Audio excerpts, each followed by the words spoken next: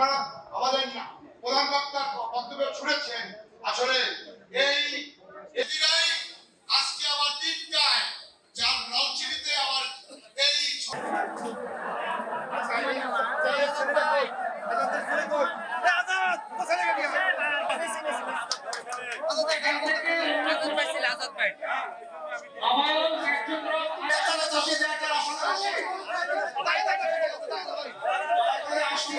সংস্কারবাদী হয়েছিল, তারাই মির্জাফর।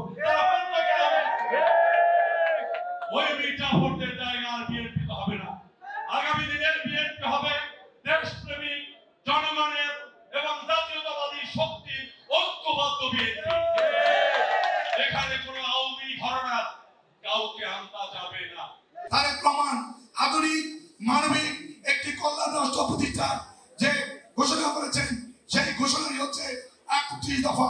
এই ৩১ দফা আমরা ইতিমধ্যে অনেক উপজেলা গ্রামে আমরা দিয়েছি।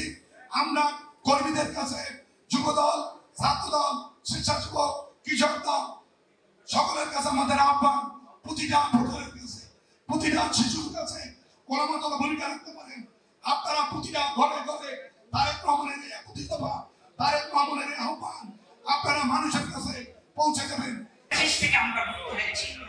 সম্মানিত নেতৃবৃন্দ, ভারপ্রাপ্ত চেয়ারম্যান জনাব তারেক রহমান, তাই কিন্তু সম্পূর্ণ দায়ভার কিন্তু তার নিতে হবে।